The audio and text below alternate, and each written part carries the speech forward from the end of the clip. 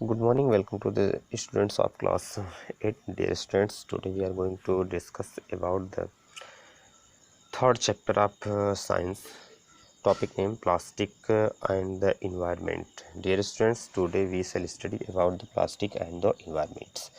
Dear students, आज का हमारा जो टॉपिक है साइंस में वो है प्लास्टिक एंड द इन्वायरमेंट। तो आज हम प्लास्टिक एंड और इन्वायरमेंट के बारे में स्टडी करने जा रहे हैं। Okay, You must have observed that in day-to-day grocery shopping, we use plastic to store, wrap, and carry things.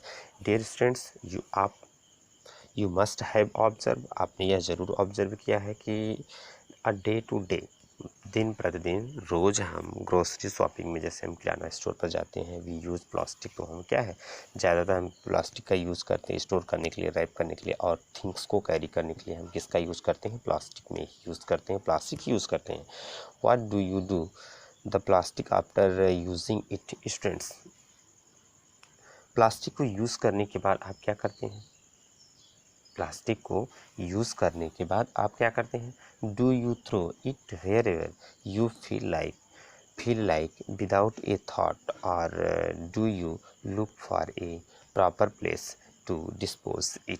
Students, use करने के बाद इसका हम क्या करते हैं, इसके बारे में कभी आपने सोचा नहीं होगा। मतलब जहाँ चाहते हैं वेयर एवर, वहीं कहीं हम इसको फेंक देते हैं। Do you throw it wherever, जहाँ तहाँ मतलब इसको क्या हम फेंक देते हैं। You feel like without a thought, बिना किसी सोचे समझे हम जहाँ चाहते हैं, बिना किसी सोचे समझे या बिना कोई अनुभव किए ही हम इसको जहाँ चाहते हैं वहाँ पे फेंक देते हैं। डू यू लुक, क्या आप जहाँ फेंकते हैं या प्रॉपर डिस्पोज, कोई ऐसी प्रॉपर प्लेस है जिस पे हम इसको डिस्पोज करें? डू यू लुक, क्या आपने ये देखा कि हम इसको वहाँ पर डिस्पोज करें जहाँ पर इसके लिए क्या है, प्रॉपर प्लेस हो, प्रॉपर जगह हो? ऐसा कभी हमने सोचा क्या फिर, या क्या हम इसके बारे में कभी केयर करते हैं कि हम यूज़ करने के बाद प्लास्टिक जहाँ तहाँ फेंक देते हैं? क्या इसका हमारे इन्वायरमेंट पर हमारे क्या इफ़ेक्ट पड़ता है, इसके बारे में कभी हमने नहीं सोचा होगा। Okay, Before we discuss the effect of excessive use of plastic on the environment, we will first recall the term biodegradable and non-biodegradable. Students, before we discuss the effect of excessive use of plastic के excessive use से पहले हम इसके हम effect के बारे में discussion करते हैं कि मतलब एक्सेसिव यूज करते हैं, मतलब ज़्यादातर हम यूज करते हैं प्लास्टिक का, तो इस पर क्या प्रभाव पड़ता है इसको यूज़ कर। बिफोर वी डिस्कस, मतलब इससे डिस्कशन करने से पहले, ऑन द इन्वायरमेंट, मतलब कि ज़्यादातर हम इसका यूज़ करते हैं तो हमारे इन्वायरमेंट पर इसका क्या प्रभाव पड़ता है, इससे पहले we will first recall the term biodegradable. Students, we will, हम यहाँ पर क्या है, पुनः वापस रिकॉल करते हैं का term biodegradable and non biodegradable. हम terms biodegradable and non biodegradable term के बारे में विचार करते हैं, सोचते हैं, इसके बारे में समझते हैं कि हम इतना ज़्यादा से ज़्यादा यूज़ करते हैं प्लास्टिक का तो हमारे इन्वायरमेंट पर इसका क्या इफेक्ट पड़ेगा। Before we discuss the effect of excessive use of plastic on the environment. Excess मतलब अपने इन्वायरमेंट्स में हम ज़्यादा से ज़्यादा एक्सेसिव यूज़ करते हैं प्लास्टिक का, तो उससे पहले हम डिस्कशन कर लेते हैं term biodegradable and non biodegradable पर। What is the biodegradable and non biodegradable? Okay, a material is termed biodegradable if it is decomposed over a period of time by the action of air, water and microorganisms such as bacteria. Students, a material is termed biodegradable term उस material, मतलब ऐसा material जो कुछ समय के बाद, over a period of time, वह क्या है, एयर के, वाटर के एंड माइक्रो ऑर्गेनिज्म के एक्शन से वह क्या है, बायोडिग्रेडेड हो जाता है। मीन्स वह डिकम्पोज हो जाता है सॉइल में, चाहे वो एयर का एक्शन हो, वाटर का एक्शन हो, माइक्रो ऑर्गेनिज्म हो, या फिर जैसे बैक्टीरिया को मान लेते हैं, इनके एक्शन से जब वह सॉइल में क्या होता है, डिकम्पोज हो जाता है, तो उसको क्या बोलते हैं, बायोडिग्रेडेबल मटेरियल।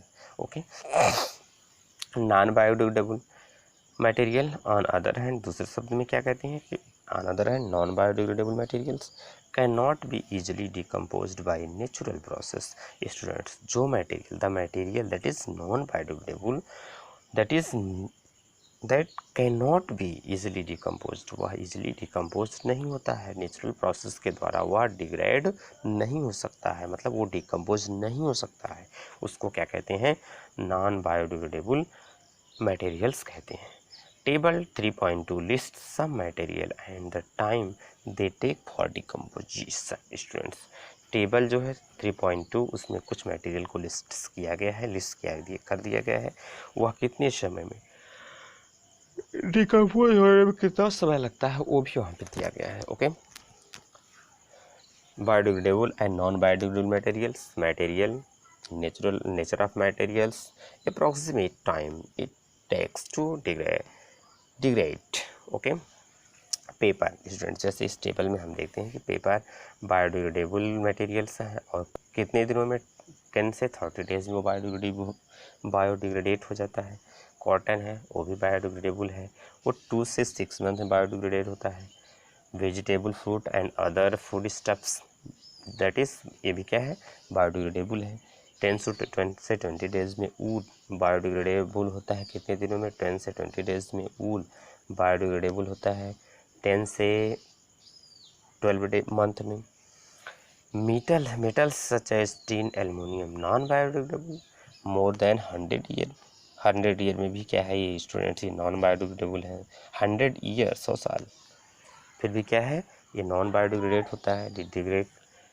और प्लास्टिक्स क्या है, नॉन बायोडिग्रेडेबल ये भी है, लेकिन मोर देन मतलब 100 ईयर के बाद ये जो मेटल बता रहे हैं और ये बता रहे हैं ये तो नॉन बायोडिग्रेडेबल है, लेकिन 100 ईयर्स में, 100 ईयर के बाद जो होता है ये डिग्रेड हो जाते हैं या डिग्रेड हो सकते हैं। Okay, As seen in the table, plastic get accumulated and take hundreds of years to decompose. Student, जैसा कि टेबल में दिया गया है कि plastic get accumulated and take hundreds of year to decompose. Students, plastic को जैसे जो एक्यूमुलेटेड है प्लास्टिक्स है, take near about hundreds of year to decompose, इसको क्या है 100 ईयर लगता है डिकम्पोज होने में। This poses is serious environmental problem as most of the method used to dispose them harm the environment and result in is some kind of pollution। Students, ये क्या है, नियर अबाउट 100 ईयर्स में degrade होती है क्या plastics, ये क्या कर दिस पॉजेज ये सीरियस इन्वायरमेंटल प्रॉब्लम, जिससे क्या है इन्वायरमेंटल में एक सीरियस खतरनाक प्रॉब्लम्स बन सकती है।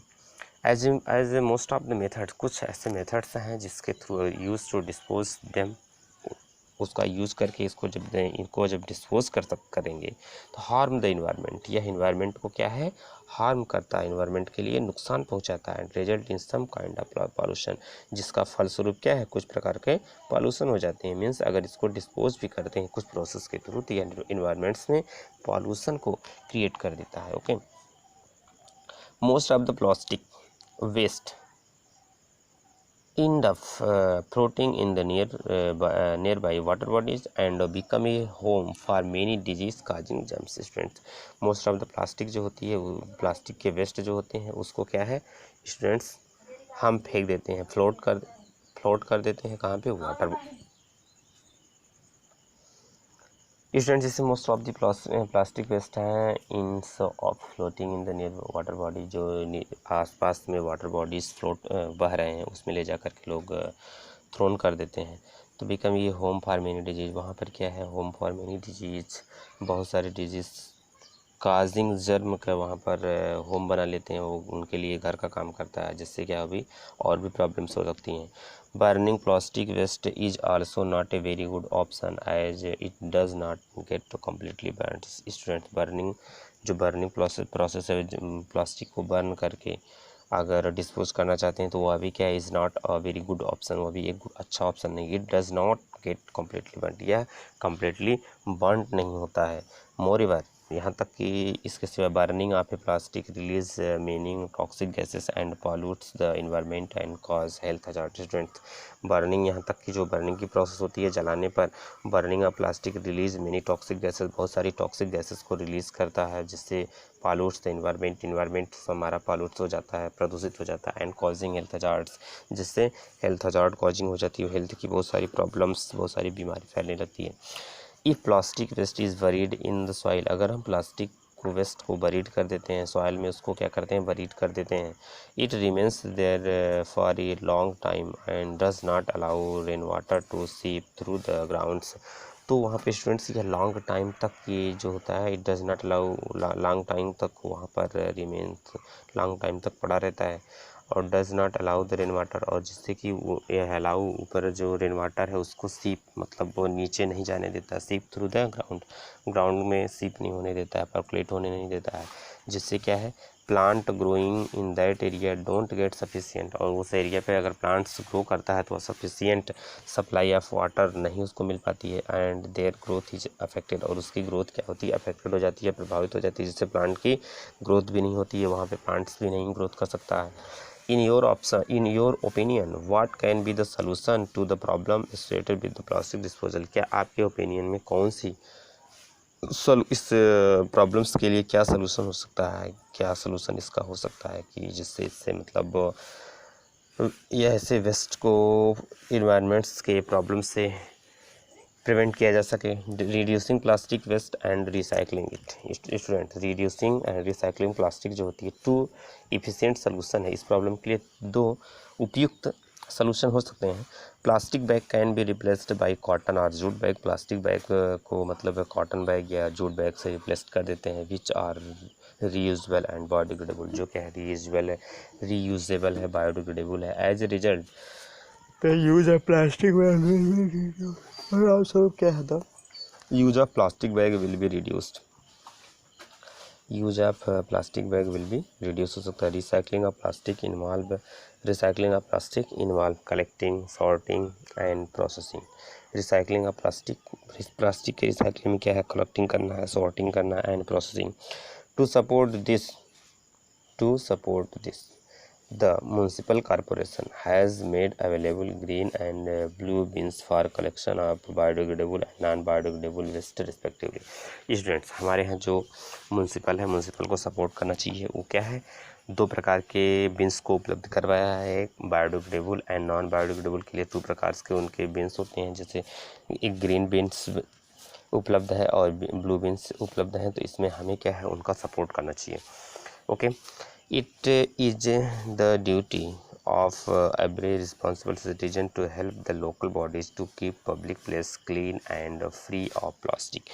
स्टूडेंट्स, एक रिस्पॉन्सिबल पर्सन की, एक जिम्मेदार नागरिक की यह ड्यूटी बनती है कि वह लोकल बॉडीज़, जो हमारे आसपास के लोकल बॉडीज़ हैं और पब्लिक प्लेसेस हैं, उनको क्या हमें clean and free of plastic, उनको स्वच्छ और प्लास्टिक से फ्री रखना चाहिए। यह हमारे एक रिस्पॉन्सिबल मीन्स एक जिम्मेदार नागरिक का यह एक कर्तव्य बनता है कि हम अपने म्यूनसिपल में जो बिन्स अवेलेबल कराए हैं उसका सपोर्ट करना चाहिए। जो ग्रीन बिन्स हैं और ब्लू बिन्स हैं, ये दोनों बिन्स में एक में बायोडिग्रेडेबल वेस्ट मटेरियल को रखा जाता है, एक में नॉन बायोडिग्रेडेबल वेस्ट मटेरियल को रखा जाता है, तो इनका हमें सपोर्ट करना चाहिए, जिससे क्या है अपने आसपास के लोकल बॉडीज़ को या और पब्लिक प्लेसेस को क्लीन और फ्री ऑफ प्लास्टिक, क्लीन और प्लास्टिक से हम फ्री रख सकें।